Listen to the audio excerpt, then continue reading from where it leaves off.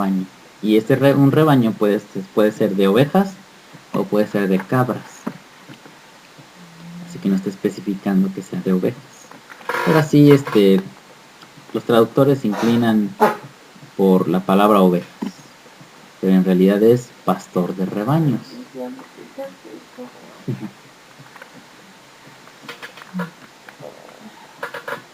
La expresión roé son contiene las letras que dan origen a la palabra ratzón, la cual significa voluntad. No obstante, Caín es llamado, fíjense que iba a aparecer el nombre de Obed, Obed Adamá, siervo de la tierra. De este modo, Caín es visto como un sirviente de la tierra, alguien sin voluntad. ¿Sí van captando hasta aquí el mensaje? ¿Sí? ¿O no? Bueno, oficio. Fíjense, se nos habla de estos dos hombres, de estos dos hijos de Adán, y se nos informa acerca de su oficio, de cuál era su trabajo, cómo se desenvolvían. Uno era roé son, o sea, pastor de rebaños, mientras que el otro era Obed Adama.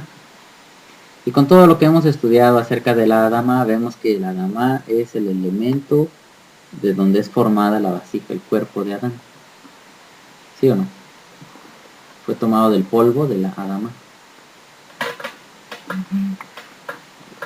Pero yo encontraba algo aquí que nosotros al ver la palabra roé, que es pastor, y son, estas dos palabras, si tomamos algunas letras de esas dos, y casi así como es la fonética, así como es el sonido, se parece mucho a la palabra razón. Y esta palabra razón es voluntad. O sea que, y tener voluntad, para tener voluntad se necesita ser libre. Y más adelante, cuando sigamos estudiando acerca de las ofrendas, vamos a ver que se va a hacer mucho énfasis en la voluntad. Alguna vez lo dijimos con Job, cuando ofreció holocaustos. Dice ahí en Baikra, en Levítico, que ese holocausto se debe ofrecer voluntariamente. Y va a aparecer la palabra razón. Pues aquí el oficio de Abel nos informa que es un roetzón, y eso se parece mucho a la palabra razón, es decir, él tiene voluntad para ejercerlo. Y aquí se ve el contraste con el oficio de Caín, que él es Obed Adama, él es un sirviente de la tierra. No por algo nos están especificando. Sí, o sea, por algo se nos está hablando de su oficio, porque refleja la conducta, la mentalidad que tiene cada quien. Aquel que tenga voluntad, aquel que pueda ejercer su voluntad, es alguien libre. Pero aquel que sea un siervo, un sirviente, no puede hacer su voluntad. Siempre está sujeto a la voluntad del que es el amo, ¿no? Del que es su dueño. Y esto es lo que nos va a mostrar el primer texto que estamos considerando, Bereshit 4.2. Nos dice su oficio y a la vez nos revela su mentalidad. Cómo es su manera de pensar. Uno es libre y el otro es un siervo. ¿Sí se ve la diferencia o no? ¿Sí? Bueno, vamos a continuar, dice el punto 2, Bereshit 4.3. Voy a leer aquí. Narra la manera en que los hijos de Adán dedicaban el producto de su trabajo en reconocimiento a Yod-Heh Vav-Heh. Léanlo por favor, 4.3. ¿En español? Sí. Le aconteció andando el tiempo que Caín trajo del fruto de la tierra una ofrenda a Jehová. Nada más dice así. Bueno. Dice, y aconteció que andando el tiempo, ¿no? ¿Sí dice así? Y aconteció andando el tiempo que Caín trajo del fruto de la tierra una ofrenda a Jehová. Sí. Bueno. En hebreo leeríamos nosotros lo siguiente. Vayehi Miketz, Yamim, Vayabe Caín, Mipri, Hadama, Minja, la Yodhei Bafhei. Está en el texto. Sí, ya sé. Pero ¿cómo se lee? Vayehi Miketz, Yamim, Vayabe Caín, Mipri, Hadama, Minja, la Yodhei Bafhei. Eso es lo que dice el texto, el 4.3. Y esto se traduciría así. Y fue el final de los días, y trajo Caín del fruto de la Adama. Minja para Yodhei Bafhei. Para Yodhei Bafhei, Minja. Esta es la palabra que ahorita nos va a dar la clave y la cual vamos a estar tratando de analizar para entender qué es lo que estaban haciendo ellos. ¿Qué es una minja? ¿Cómo lo vamos a poder entender? Pero aquí es importante que el texto nos diga que fue el final de los días. No dice que, como se traduce en español, que andando el tiempo. No es así. Aquí especifica que fue Miketz, al final, Yamín, de los días. Vayabe, que trajo Caín, Mipri, el fruto, Adama, de la Adama. Y esto fue una minja para o hacia dedicada a Yodhei Bafhei. Voy a seguir con la redacción. Dice, básicamente es posible identificar dos aspectos en cuanto a la minja de Caín. La palabra minja al español se nos traduce como ofrenda. Ustedes cuando lo leyeron ahorita en español, dice ofrenda, ¿sí o no? Donde aparezca ofrenda en 4.3, esa es la palabra minja. Ahí corresponde la palabra minja. Ofrenda.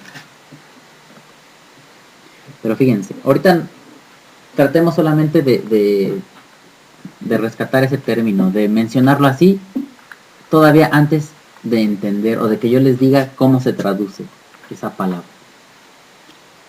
Ahorita traten de seguir todo lo que rodea a esta palabra, antes de que podamos dar una definición, un significado. Hablemos nada más de que él llevó una minja. Pero dice que esta minja, ¿en qué consistía? De frutos de la tierra.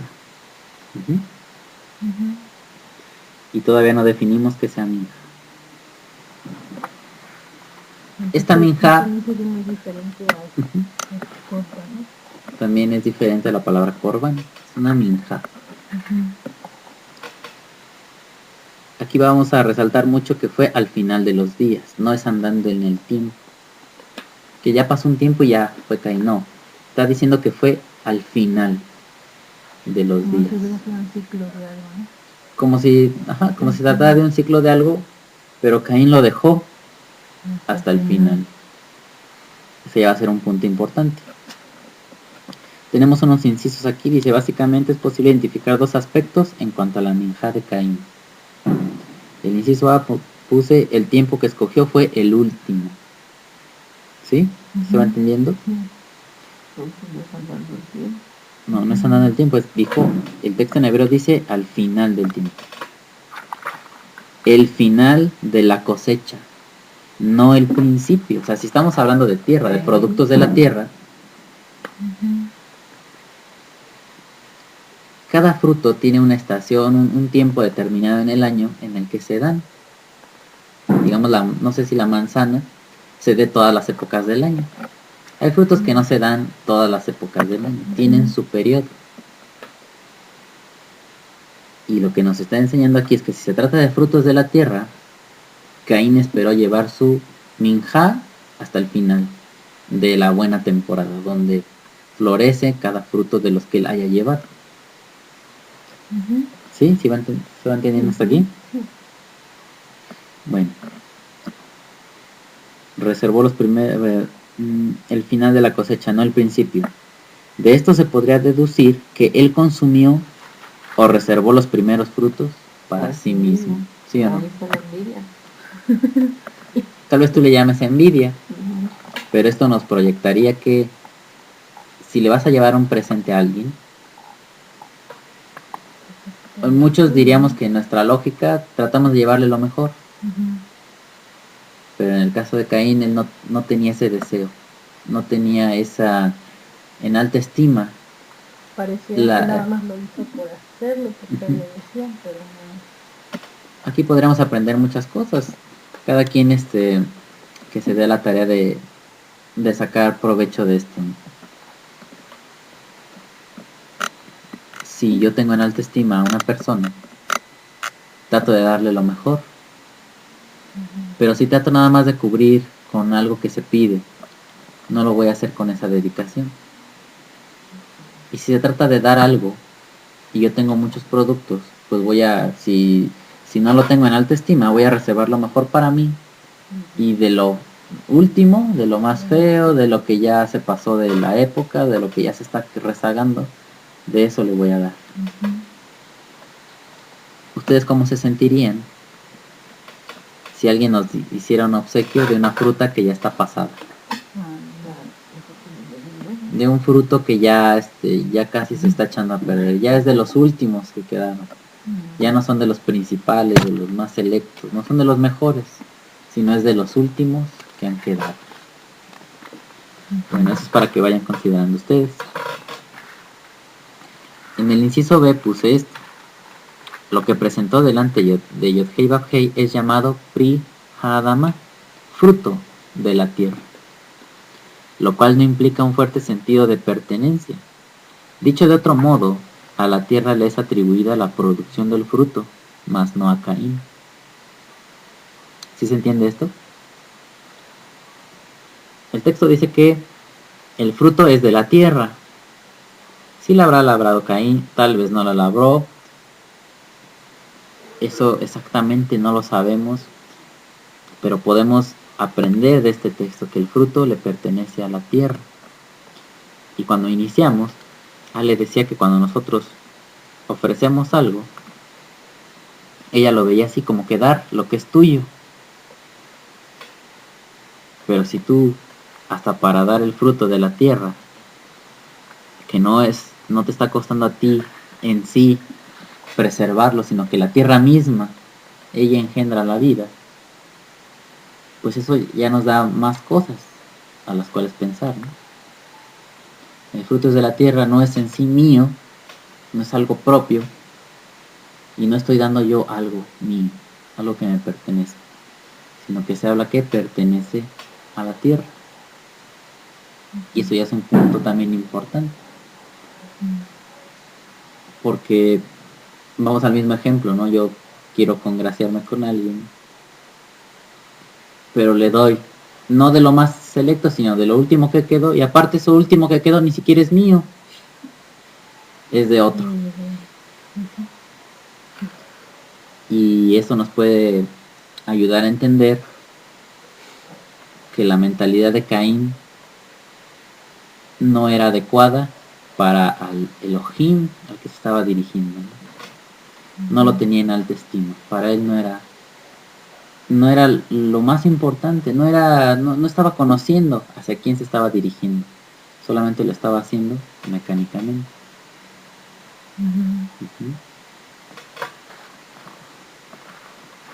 ¿Sí queda claro hasta aquí? Después aquí ya seguimos en la redacción. Dice, tenemos el caso de Hebel. De él se dice en 4.4.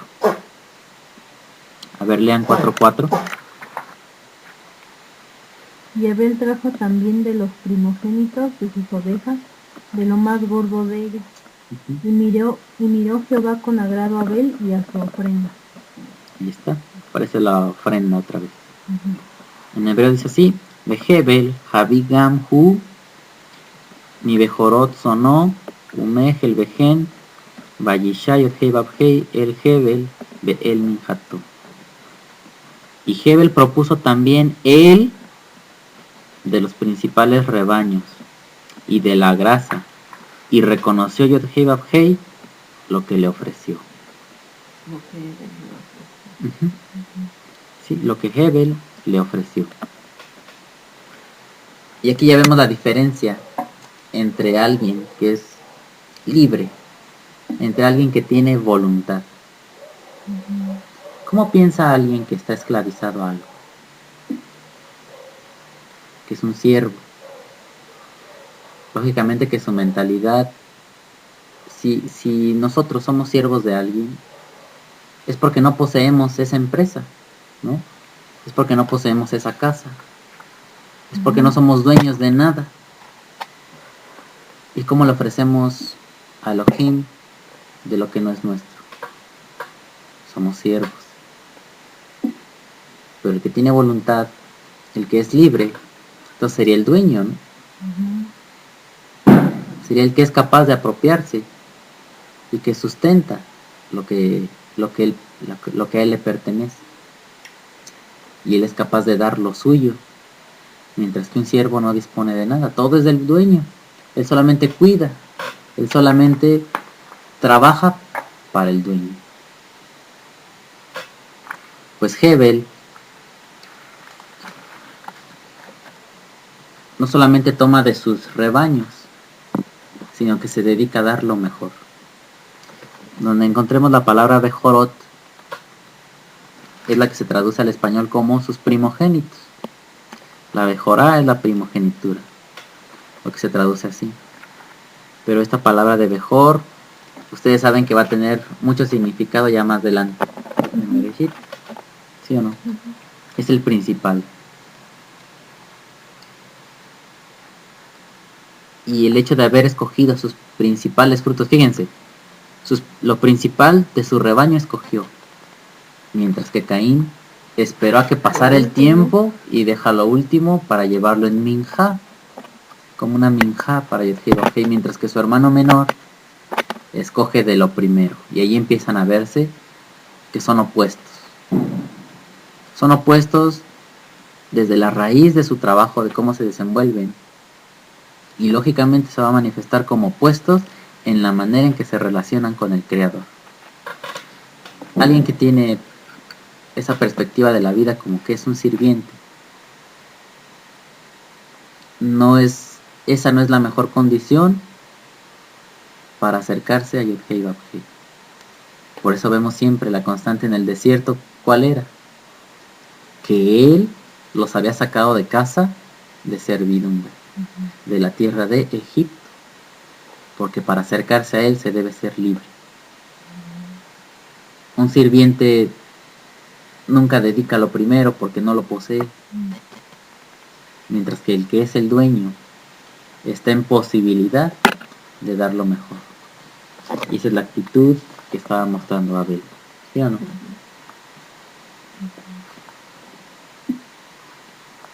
Y también se hace referencia a la grasa y dice que esto sí lo reconoció Yod-Heh-Vav-Heh, donde veamos la palabra Vayisha, y él vio, él se detuvo a ver, eso captó la atención de Yod-Heh-Vav-Heh, eso le agrada.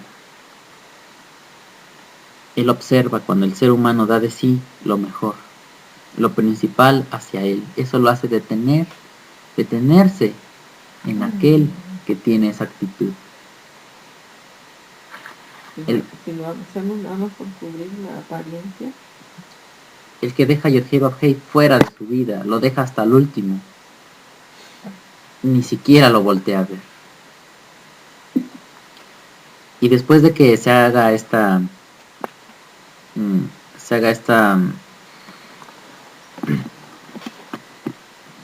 se dicten estas palabras en la Torah, vamos a ver el caso de Caín. Dice, ahora bien, respecto de Caín, o sea, ya al haber ofrecido lo último, dice así, ve el Caín en 4.5 de Bereshit, ve el Caín, ve el minjato lo sha, vayihar le Caín meod, vayiblu panay. Y a Caín y a su minja no reconoció, y el mucho enojo de Caín cambió su rostro. Y es lo que les decía ahorita, ¿no? Eso lo habla la Torah. Lo que ofrece Caín, la minja, eso no lo reconoce Elohim.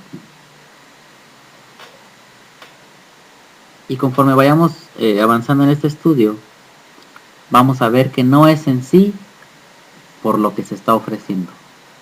No es el objeto, eso no importa. El sentido, ¿no? O sea, para Elohim, para Yod-Heh-Vav-Heh,